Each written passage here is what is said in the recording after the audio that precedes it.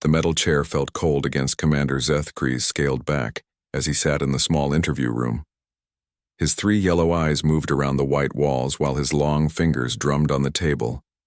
The translation device around his neck made soft humming sounds as it warmed up. Across from him sat Dr. Velnara, a tall, thin woman with gray hair and kind eyes. She had spent years collecting stories from the war that ended 5 years ago. "Take your time, Commander," Dr. Velnara said softly. Her voice came through the translator as gentle clicks and whistles in Zethkree's language. "I know these memories are not easy to share." Zethkree's throat made a low rumbling sound that meant nervousness in his species. He had been dreading this interview for months. The Galactic Peace Council wanted all war veterans to share their stories for the historical record. They said it would help prevent future conflicts. But Zethkree knew the real reason they wanted his story. He had been one of the few Altarian commanders to fight humans directly and survive. "Where should I begin?" Zethkree asked. His voice sounded rough through the translator.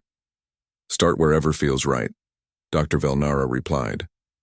She activated her recording device and leaned back in her chair. Zethkree closed his eyes for a moment. When he opened them again, he seemed to be looking at something far away. "We thought we knew everything about warfare. The Altarian Empire had conquered 17 different worlds. We had the biggest fleet in the galaxy. Our weapons could destroy entire cities in seconds. Our soldiers followed orders without question. We believed we were the perfect military force." He paused and took a deep breath. "Then we met the humans." Dr. Velnara nodded but stayed quiet. She could see that Zethkree needed to tell this story his own way. "I was a young officer when we first discovered Earth," Zethkree continued. "Our scout ship sent back reports about this small blue planet on the edge of the galaxy. The species there called themselves humans. They looked weak and soft. They had only one world while we controlled dozens. Their technology seemed simple compared to ours. Most importantly, they fought each other constantly. They had wars over land, over resources, over ideas we could not understand." Zethkree's hands began to shake slightly. High Command laughed when they read the reports. Admiral Kethmal said conquering humans would be easier than conquering children. The humans had split their world into hundreds of different nations. They could not even agree on one government for their own planet. How could they possibly stand against the United Altarian Empire? "But they did stand against you," Dr. Velnara said gently. "Yes," Zethkree whispered. "They did." He straightened in his chair and continued. "The High Command sent me to study human military tactics. I spent months reading their history and watching recordings of their battles. What I found made no sense to our military minds. Humans fought in the strangest ways. Sometimes small groups would attack much larger armies. Sometimes they would retreat when they could have won. Sometimes they would keep fighting even when they had already lost." Zethkree's voice grew stronger as he warmed to his subject. "Their greatest leaders often broke their own rules. A human general named Washington attacked enemies on a religious holiday when everyone expected peace. Another one called Napoleon won battles by doing exactly what military textbooks said never to do. The humans seemed to think that the best way to win was to do what no one expected." "This worried you?" Dr. Velnara asked. "It should have," Zethkree replied with a bitter laugh. "But we were too proud to listen to warnings. I wrote reports explaining that humans might be more dangerous than they appeared. I said their chaos might actually be a strength. My superiors ignored everything I wrote. They said I was being too careful. Admiral Kethmal told me I had been studying humans too long and was starting to think like them." The commander stood up and walked to the small window that looked out into space. The High Command decided to make contact with Earth. They sent a standard conquest message. Every species we had defeated before received the same message. It demanded complete surrender within one standard galactic month. If they refused, we would take their world by force. "How did the humans respond?" Dr. Velnara asked. Zethkree turned back to face her. His 3 eyes were now bright with something that might have been respect. They sent back a message that was only 2 words long. The translation came out as, "Come try." That was it. No negotiations. No pleas for mercy. No offers to surrender part of their world to save the rest. Just come try. The Admiral was furious. Zethkri continued. He ordered the entire Third Fleet to attack Earth immediately. But High Command decided to start smaller. They wanted to test human defenses on the outer colonies first. I was given command of a battle group and ordered to attack the farming, worlds where humans grew food for their military. Dr. Velnara made notes as Zethkri talked. These were civilian targets? We thought so, Zethkri said. Intelligence reports said the colonies had only small populations of farmers and miners, maybe a few security guards. We expected to capture them in a day or two. Then we would move on to bigger targets. He sat back down and leaned forward. That was our first mistake. We thought like Altarians. In our empire, farmers are farmers, and soldiers are soldiers. Each person has one job and stays in that job their whole life. We did not understand that humans are different. Different how? Every human is a potential soldier, Zethkri said quietly. A human farmer can become a fighter in hours. A human scientist can build weapons from farming tools. A human child can carry messages through enemy lines. We learned this the hard way. The commander's voice grew darker. My first target was a colony called New Geneva. The intelligence report said it had about 50,000 people growing crops for nearby military bases. I brought 3 battle cruisers and 5,000 soldiers. I thought I was using too much force. I was wrong. Dr. Velnara waited as Zethkri gathered his thoughts. The attack began just like all our previous conquests. We sent down landing ships to capture the main city. Our sensors showed humans running away in panic. Everything looked normal. Then the shooting started. Zethkri's hands gripped the edge of the table. But these were not soldiers shooting at us. They were farmers and shopkeepers and teachers. They had turned farming equipment into weapons. They used knowledge of their own land to set traps. Worst of all, they worked together without any central command giving orders. How is that possible? Dr. Velnara asked. Humans do not need officers telling them what to do every minute, Zethkri explained. They can think for themselves and make plans on their own. When their leaders died, new leaders took over immediately. When those leaders died, even more, humans stepped forward. It was like fighting water. Every time we thought we had destroyed their resistance, it flowed around us and attacked from a new direction. The interview room fell silent except for the soft humming of the translation device. Finally, Dr. Velnara spoke. This was when you realized humans were different from other species you had fought? Zethkri nodded slowly. This was when I realized we had made a terrible mistake. We thought we were fighting farmers, but we were actually fighting an entire world that had turned itself into a weapon. Dr. Velnara watched as Commander Zethkri stared at his hands for a long moment. The alien veteran seemed to be gathering courage for what came next. When he finally looked up, his 3 eyes held a distant expression that she had seen in many war survivors. The battle for New Geneva lasted 3 weeks, Zethkri said quietly. It should have lasted 3 hours. We had superior weapons, more soldiers, and complete control of the air. But the humans made none of that matter. He stood up and began pacing around the small room. Their commander was a human named Jake Morrison. I learned his name later from captured communications. Morrison had been a farmer before the war started. He grew corn and raised cattle, but when we attacked his world, he became something else entirely. What do you mean? Dr. Velnara asked. Morrison understood his planet better than we understood our own ships, Zethkri replied. He knew every hill, every forest, every stream. More importantly, he knew his people. Instead of gathering them in one place where we could defeat them easily, he spread them across the entire continent. Zethkri stopped pacing and faced the doctor. This was completely against everything we knew about warfare. Every species we had conquered before tried to protect their cities and important buildings. They built walls and set up defensive positions. Morrison did the opposite. He told his people to abandon their towns and disappear into the wilderness. That sounds like retreating, Dr. Velnara observed. We thought so too, Zethkri said with a bitter laugh. Admiral Kethmal sent me a message congratulating me on the easy victory. He said the humans were cowards who ran away at the first sign of real fighting. I wanted to believe him, but something felt wrong. The commander returned to his chair and leaned forward. The humans had not run away. They had become invisible. Every morning my soldiers would wake up to find supply trucks destroyed. Every afternoon small groups of humans would attack our patrols and then vanish before we could respond. Every night our communication equipment would mysteriously stop working. They were using guerrilla tactics, Dr. Velnara said. We had never seen anything like it, Zethakri admitted.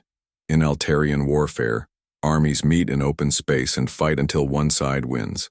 The stronger force attacks, the weaker force defends. And then the battle ends. But humans did not follow these rules. They made their own rules. He paused and rubbed his forehead with a scaled hand. Morrison had divided his people into small groups. Each group knew how to fight independently. They did not wait for orders from headquarters. They saw opportunities and acted on them immediately. When we sent reinforcements to one area, humans would attack somewhere completely different. This frustrated your soldiers? Dr. Velnara asked. It terrified them, Zethkri said bluntly. Altarian soldiers are trained to fight enemies they can see. We had weapons that could destroy entire buildings, but the humans gave us no buildings to destroy. We had armor that could stop any projectile, but the humans used explosives that attacked us from below. We had communications that could coordinate massive armies, but there was no massive army to coordinate against. The commander's voice grew quieter. The worst part was not knowing who was fighting us. During the day we would see humans working in fields or tending to animals.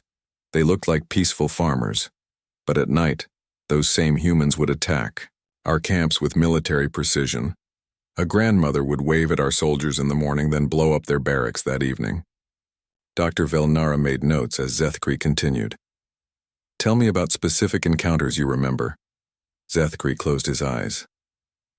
There was a human woman named Lisa Kane. She was a demolitions expert who worked in the mining industry. When the war started, she used her knowledge of explosives for military purposes. Kane and her team destroyed the main bridge between our landing zone and the capital city. This bridge was massive, built from advanced materials that should have been impossible to destroy with primitive human explosives. But she found a way, Dr. Velnara prompted. Kane studied the bridge for days, Zethkri said. She discovered that human engineers had built it to flex during earthquakes. This flexibility was supposed to make it stronger, but Kane realized it was also a weakness. She placed charges at specific points that would cause the bridge to destroy itself using its own design. The commander opened his eyes and looked directly at Dr. Velnara. The bridge collapse trapped 2 full battalions of our soldiers on the wrong side of the river, but that was not the worst part. Kane could have escaped after setting the charges. Instead, she stayed behind to make sure they exploded at exactly the right moment. She sacrificed herself? She volunteered to die, Zethkri said with something like awe in his voice. Our communications intercepted her final message to her unit. She said, "Tell my daughter I kept my promise." Then she manually triggered the explosives. The bridge fell into the canyon, and Kane died with it. Dr. Velnara wrote quickly, trying to capture the emotion in Zethkri's voice. This kind of sacrifice was common among human fighters? Disturbingly common, Zethkri replied. In Altarian military doctrine, soldiers are expected to fight bravely, but they are also expected to survive. A dead soldier cannot fight in the next battle. But humans seem to calculate differently. They would sacrifice their lives if it gave even a small advantage to their comrades. He stood up again and walked to the window. I remember another human from that battle, a medic named Pete Collins. Medics are supposed to stay safe and treat wounded soldiers. But Collins ran into active combat zones to rescue both human and Altarian wounded. He saved the lives of dozens of my soldiers even while his own people were shooting at us. He treated enemy wounded? Dr. Velnara asked with surprise. Collins believed that wounded soldiers should be healed regardless of which side they fought for, Zethkri explained. When we finally captured him, he had been working for 18 hours without rest. His hands were shaking from exhaustion, But he was still trying to save lives. My soldiers did not know what to do with a prisoner who had helped them. Zethkri turned back to face the doctor. Collins changed how my soldiers thought about the war. They had been taught that humans were primitive and savage, but here was a human who risked his life to save enemies. Some of my soldiers began to question whether we were fighting monsters or heroes. What happened to the medic? We kept him as a prisoner, but we also let him continue treating wounded soldiers from both sides, Zethkri said. Collins worked in our medical bay until the war ended. He saved more Altarian lives than some of our own doctors. When peace was declared, many of my soldiers asked permission to attend his wedding. Dr. Velnara looked up from her notes. His wedding? Collins married a human nurse he met during prisoner exchanges, Zethkri explained with what might have been a smile. They had fallen in love through letters. Even in the middle of a war, humans found ways to create new life and new hope. The commander returned to his seat. The battle for New Geneva taught us that humans fight differently than any species we had encountered. They do not just use weapons and tactics. They use their entire culture as a weapon. Their willingness to sacrifice, their ability to adapt, their refusal to give up hope even in the darkest moments. These things made them far more dangerous than their technology. How did the battle end? Dr. Velnara asked. We won. Technically, Zethkri said. After 3 weeks we controlled the major cities and spaceports, but it felt like losing. We had expected to conquer 50,000 farmers with minimal losses. Instead, we suffered 8,000 casualties against an enemy that never fought. A conventional battle. Morrison and most of his people escaped to other worlds where they shared their tactics with other human forces. Zethkri's voice grew grim. Admiral Kethmal was furious when he read my report. He said I was exaggerating human capabilities to excuse my poor performance. He ordered me to attack the next target immediately, with no additional reinforcements. He wanted to prove that New Geneva was just a lucky accident for the humans. But you knew better, Dr. Velnara said. I knew we were in trouble, Zethkri admitted. But I had no idea how much trouble. New Geneva was just the beginning. The humans were learning from that battle too, and they were learning much faster than we were. Commander Zethkri sat quietly for several minutes, his 3 eyes focused on something beyond the walls of the interview room. Dr. Velnara waited patiently, knowing that war veterans often needed time to process difficult memories before sharing them. After New Geneva, I thought I understood human warfare, Zethkri finally said. I was wrong again. The humans had many more surprises waiting for us. He took a deep breath and continued. My next assignment was Armstrong Station. It was a mining facility in the asteroid belt between 2 human worlds. Intelligence reports said the station had maybe 300 people working there. Most were miners and engineers. The military guard was supposed to be very small. Another underestimation? Dr. Velnara asked. Much worse than New Geneva. Zethkri replied grimly. I brought 6 ships and 4,000 soldiers to capture 1 space station. Admiral Kethmal told me this would prove that New Geneva had been a fluke. He said I would capture Armstrong Station in 1 day and restore confidence in Altarian military superiority. The commander stood up and began his familiar pacing. Armstrong Station was built inside a large asteroid. The humans had hollowed out the rock and created a city inside it. From space, it looked like a simple mining operation, but the humans had been secretly turning it into a fortress for months. They were preparing for war? They were always preparing for war, Zethkri said with grudging admiration. That was another thing we did not understand about humans. Even during peacetime, they think about conflict. Their entertainment includes war stories. Their sports simulate combat. Their children play war games. Fighting is built into their culture in ways we never imagined. He stopped pacing and faced Dr. Velnara. The station commander was Captain Roy Bennett. Before the war, Bennett had been a cargo ship pilot who transported supplies between colonies. He had no formal military training, but when war began, other humans chose him to lead the defense of Armstrong Station. Why him? Dr. Velnara asked. Because Bennett understood logistics, Zethkri explained. He knew how to move supplies efficiently, how to repair equipment with limited resources, and how to keep people working together under pressure. The humans realized that these skills were exactly what they needed for a long siege. Zethkri returned to his chair. Bennett had only 200 Marines to defend the entire station, but he also had 300 civilian workers who volunteered to fight. Miners became soldiers. Engineers became weapons specialists. Even the cooks and maintenance workers became part of the defense force. How could civilians become effective fighters so quickly? Because humans learn by doing, Zethkri said. In Altarian society, it takes years of training to become a soldier. Humans can become dangerous in weeks. They share knowledge freely and adapt quickly to new situations. More importantly, they were fighting to protect their home and families.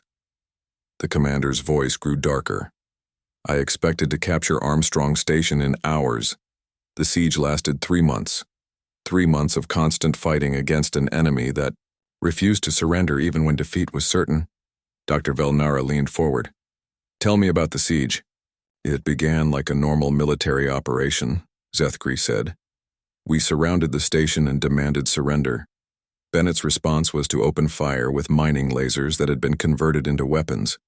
That should have been impossible. Mining. Lasers are designed to cut rock, not fight warships. But they found a way to make them work?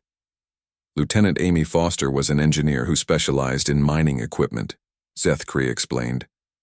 She figured out how to focus the mining lasers into tight beams that could cut through ship armor. Foster also organized the civilian workers into effective combat units. She taught miners how to use explosives for military purposes. She showed maintenance workers how to turn repair tools into weapons. Zethkri's hands began to shake slightly. Foster did all of this while the station was under constant attack. She worked 18 hours a day, moving between different sections of the station, solving problems and training people. When I finally met her after the siege ended, she looked like she had aged 10 years in 3 months. The humans held out for 3 months against overwhelming odds. They did more than hold out, Zethkri said. They made us pay for every meter of corridor we captured. The station had hundreds of maintenance tunnels that connected different sections. The humans used these tunnels to move around without being detected. They would attack our forces from behind, then disappear back into the tunnels. The commander rubbed his forehead. We had superior weapons and more soldiers, but the humans had something more valuable. They knew every inch of their station. They had built it with their own hands, so they understood exactly how everything worked. When we cut their power, they rerouted electricity through backup systems. When we blocked their main corridors, they used service passages. When we destroyed their weapons, they built new ones from spare parts. Dr. Velnara made notes as Zethkri continued. What was the most difficult part of the siege for your forces? The humans never gave up, Zethkri said simply. In normal warfare, there comes a point where the losing side realizes they cannot win and surrenders to save lives. But humans do not think that way. Even when they were down to their last supplies and ammunition, they kept fighting. He stood up again and looked out the window at the stars. I remember Sergeant Nick Torres. He was a former construction worker who had become one of Bennett's best squad leaders. Torres held a crucial intersection for 2 weeks against constant attacks. His position was hopeless. He had no reinforcements coming and limited ammunition. Any rational commander would have ordered him to retreat. But he stayed. He volunteered to stay. Zethkri corrected. Torres told Bennett that someone needed to buy time for the evacuation of wounded civilians. He said he could hold the position for a few more days if necessary. His final transmission was, "We're down to our last ammunition clip and emergency rations. Tell command we held the line." Zethkri turned back to face Dr. Velnara. Torres and his squad fought until only 2 soldiers remained alive. They held that intersection for 16 days total. 16 days that allowed civilian transport ships to escape with refugees. Torres died knowing that his sacrifice had saved hundreds of innocent lives. This kind of dedication was common among the defenders? Terrifyingly common, Zethkri admitted. The humans had a saying that I learned later. Death before dishonor. They would rather die fighting than live with the shame of surrender. This concept was completely foreign to Altarian thinking. Dr. Velnara looked up from her notes. How did your soldiers react to this level of resistance? Many of them broke down. Zethkri said quietly. Altarian soldiers are trained to fight, other soldiers who follow predictable patterns. But humans created new tactics every day. They turned civilian equipment into military weapons. They used their knowledge of station systems to create traps and ambushes. Most disturbing of all, they seemed to welcome death if it served a larger purpose. The siege affected your forces psychologically? Deeply, Zethkri confirmed. My soldiers began having nightmares about human fighters who appeared out of nowhere and disappeared just as quickly.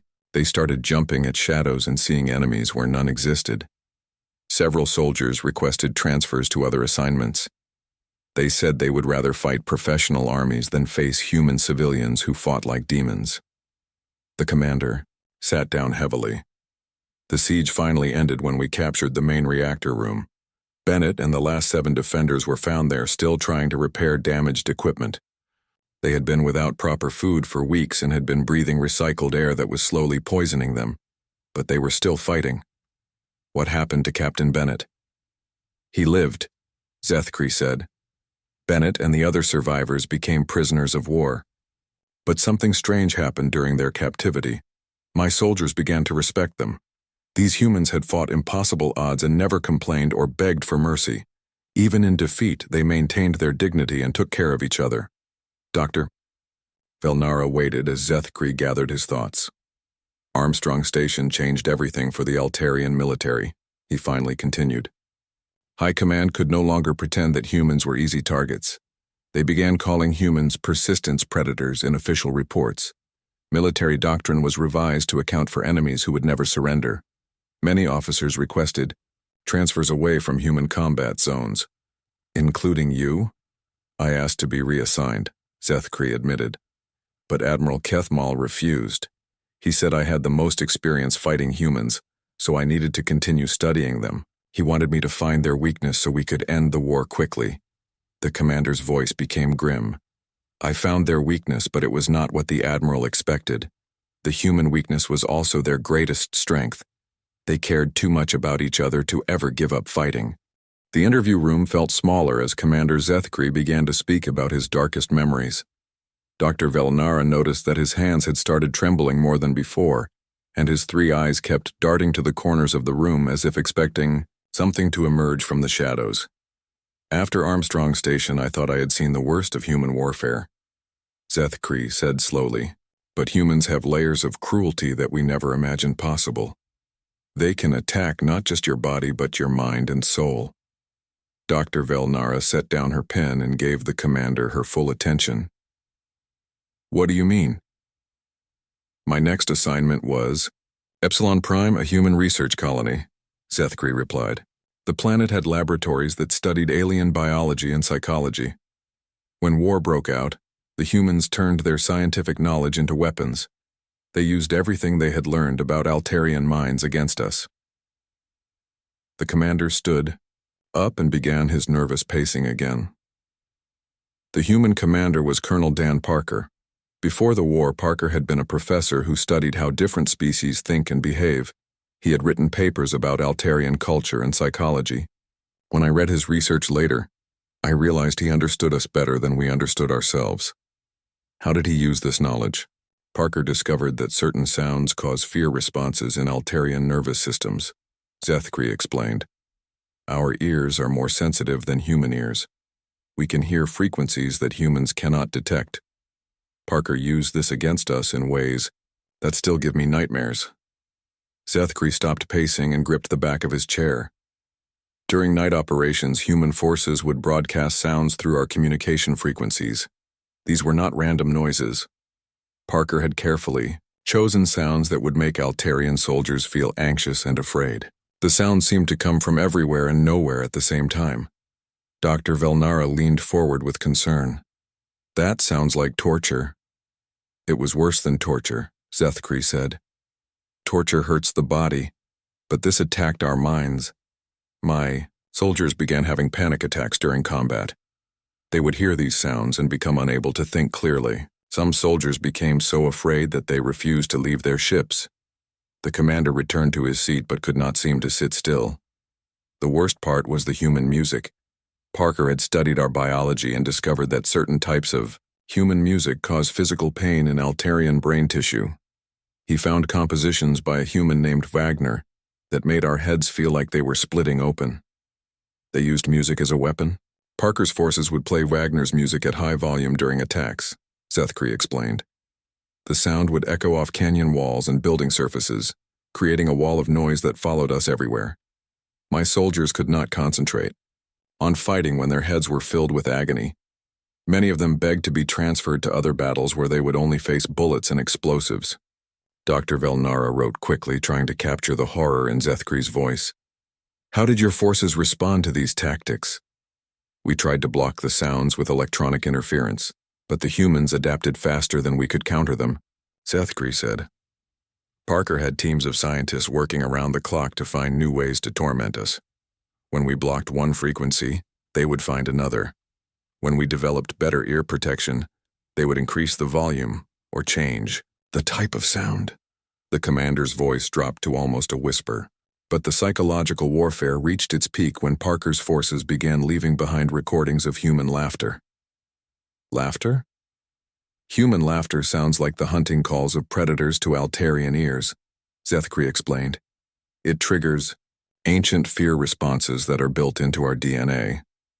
When humans laugh, our bodies automatically prepare to run or fight for our lives. Parker recorded hundreds of different human voices laughing, and would play these recordings in abandoned buildings and empty camps.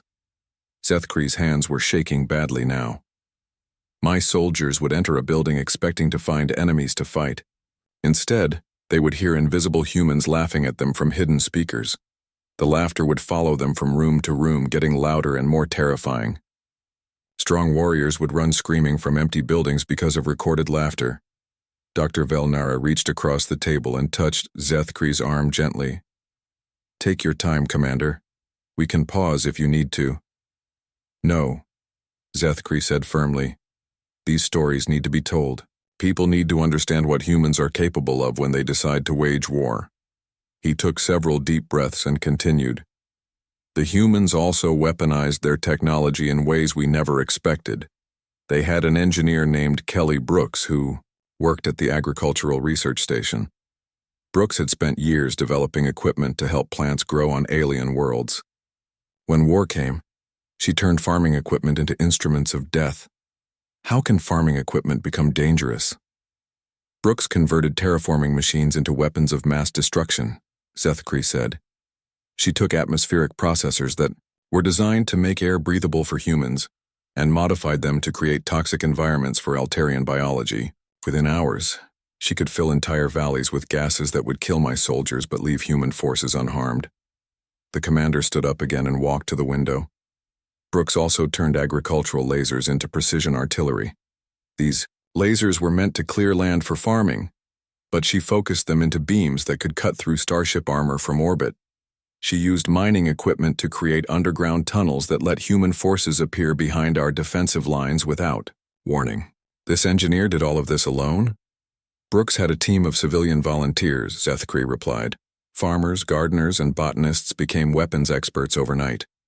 They understood the local environment better than anyone, so they knew exactly how to turn their own planet into a trap for invading forces. Dr. Velnara made more notes. What was the most disturbing thing about these converted weapons? The humans built them from equipment that was supposed to help people, Sethkree said. Machines designed to grow food became tools for killing. Devices meant to create breathable air became poison gas generators. Technology that should have brought life to dead worlds instead brought death to living beings. He turned back to face Dr. Velnara. This taught us something terrible about human nature. They can turn anything into a weapon. Give a human a tool for any purpose and they will find a way to use it for warfare if necessary. Their ability to adapt and repurpose technology is beyond anything we had encountered before. Did this innovation extend to their military tactics as well? Absolutely, Sethkree confirmed. I witnessed Human Lieutenant Ben Cooper lead what they called a suicide mission to destroy one of our dreadnought battleships. Cooper volunteered to pilot a small fighter directly into the ship's reactor core. He knew he would die, but he also knew his sacrifice would save thousands of human lives. The commander's voice filled with something that might have been respect. Cooper's final transmission was simply, "Someone has to do it." Then he flew his ship into our most powerful warship and destroyed it completely. The explosion was so massive that it damaged 2 other ships nearby. This casual acceptance of death disturbed your forces? It terrified them, Zethkri admitted. Altarian soldiers are taught to value their own lives and to retreat when death becomes likely. But humans seem to calculate the value of their lives differently. They would sacrifice themselves if it gave even a small advantage to their comrades. Dr. Velnara looked up from her notes. How did this affect Altarian military morale? My soldiers began to question whether they were fighting a war or participating in some kind of religious ritual, Zethkri said.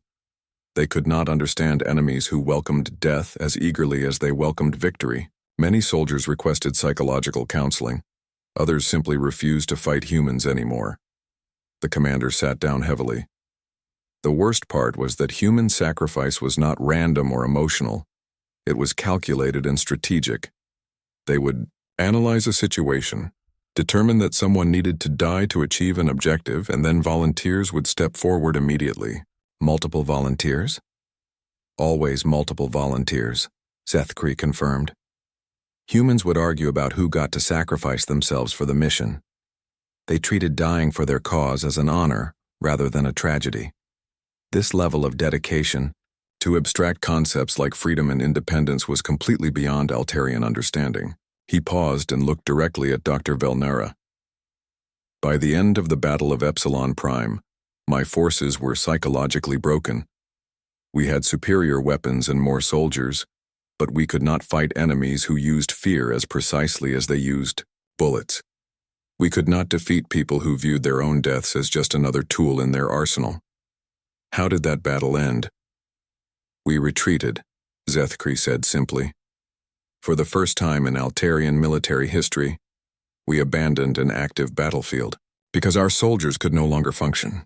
Admiral Keithmal was furious, but he could not argue with the psychological evaluation reports. My entire force needed months of therapy before they could fight again. Dr. Velnara waited as Zethkri stared out the window. That was when High Command realized we were not fighting a conventional war. He finally continued. We were fighting an entire species that had turned warfare into an art form. Commander Zethkri was quiet for a very long time.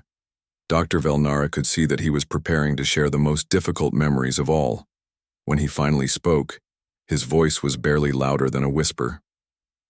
After Epsilon Prime, Admiral Keithmal made a decision that would destroy the Altarian Empire, Zethkri said slowly.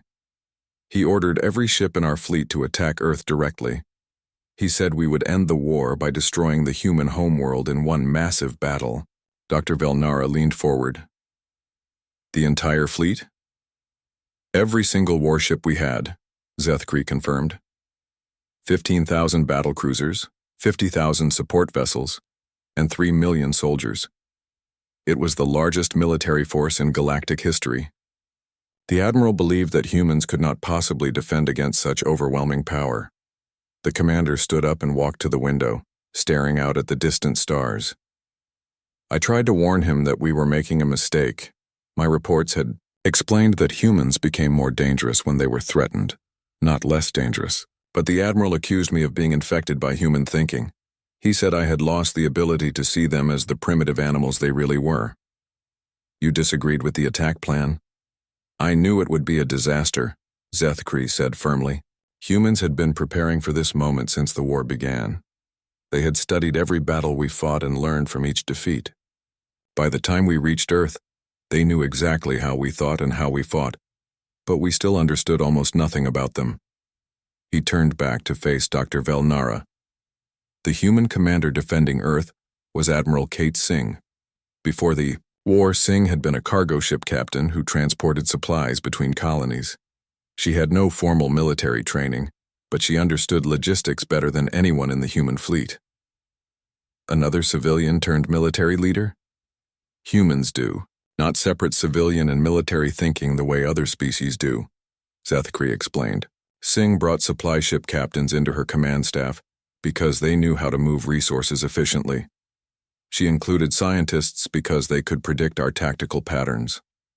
She even consulted with entertainers who created war movies because they understood how to make impossible situations seem winnable.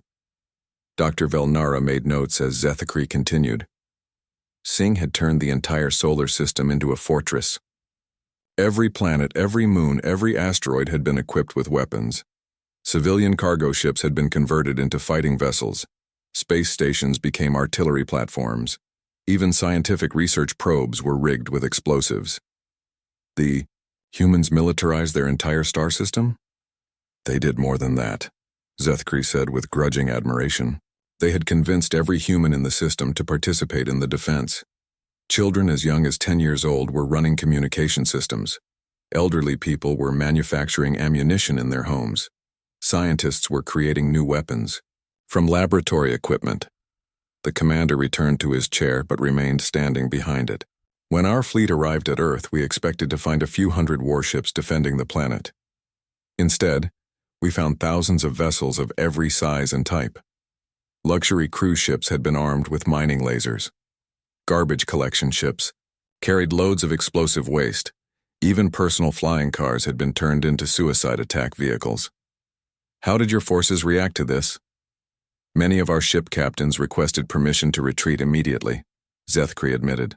They could see that this would not be a normal space battle. The humans had created something that military textbooks said was impossible. They had turned an entire population into a unified fighting force. Dr. Velnara looked up from her notes. But the Admiral ordered the attack anyway.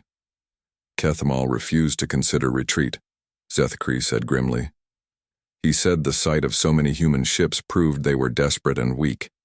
He believed that one decisive strike would cause their entire defense to collapse. He ordered all ships to attack the human fleet directly. The commander's hands began shaking again. The battle began at dawn, Earth time. Our first wave consisted of 3,000 heavy cruisers attacking what appeared to be the weakest part of the human formation.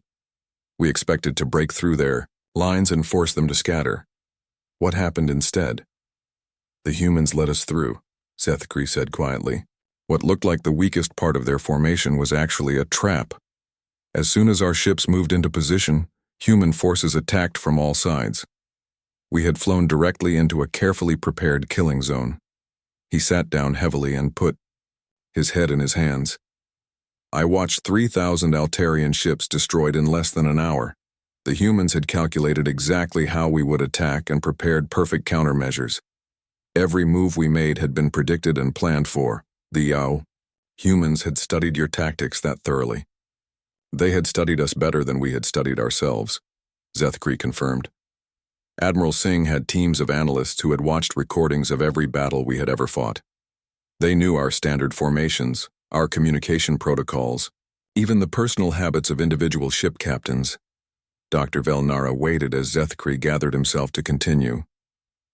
But the tactical preparation was not the worst part, he finally said. The worst part was watching human pilots sacrifice themselves with the same casual determination I had seen throughout the war.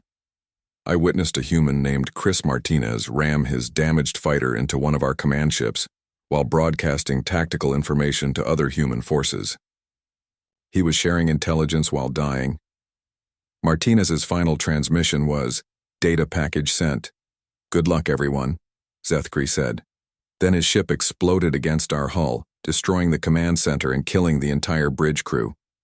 But the information he had gathered allowed human forces to target our weak points with devastating accuracy. The commander stood up and began pacing again. This pattern repeated throughout the battle.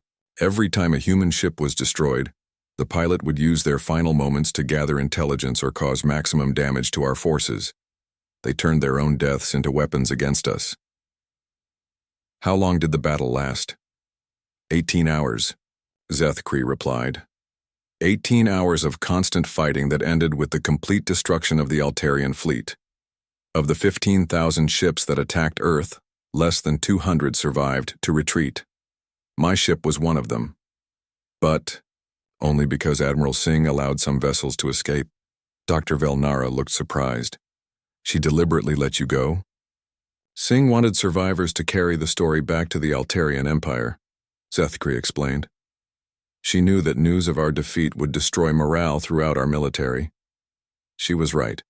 When the surviving ships returned home with reports of the disaster, half of our remaining forces requested transfers to non-combat positions. What happened to Admiral Kethmal? He died during the battle, Zethkri said simply. Kethmal refused to retreat even when it became clear that we had lost. He ordered his ship to attack Earth directly, hoping to destroy the human homeworld before he died. A human pilot named Rachel Stone intercepted his ship and destroyed it just outside Earth's atmosphere. The commander sat down and looked directly at Dr. Velnara. The defeat at Earth ended the war immediately. The Altarian government sued for peace within days. They realized that continuing to fight humans would result in the complete extinction of our species. How did the human victory change your society? It changed everything, Zethkri said. The military caste system that had ruled our empire for 1,000 years collapsed overnight. Citizens began questioning why they had followed leaders who were clearly inferior to human commanders. Many Altarian worlds declared independence and began adopting human governmental systems. Dr. Velnara made final notes as Zethkri continued. Our educational system was completely reformed. Instead of teaching rigid obedience and following orders, schools began encouraging creativity and independent thinking. We realized that human success came from their ability to adapt and innovate, not from superior technology or larger armies. What role do you play now? I serve as a military advisor to human forces, Zethkri admitted. I help other species understand how humans think and fight. My job is to prevent unnecessary wars by explaining what any species will face if they choose to fight humanity. The commander's voice grew serious. I tell them that humans are not the strongest or smartest species in the galaxy, but they are the most dangerous because they never stop learning and they never give up hope. Every defeat teaches them something new. Every loss makes them more determined to win the next battle. What would you say to species considering conflict with humanity? Zethkri was quiet for a long moment before answering. I would tell them to study human history very carefully. Humans have been fighting each other for thousands of years, which means they have thousands of years of experience in warfare. They have fought every type of battle imaginable and survived every possible disaster. He stood up and walked to the window one final time. More importantly, I would tell them that humans do not fight just with weapons and soldiers. They fight with their entire culture, their complete dedication to ideas like freedom and independence, and their absolute refusal to accept defeat. Dr. Velnara closed her notebook and turned off the recording device. Is there anything else you want to add to the record?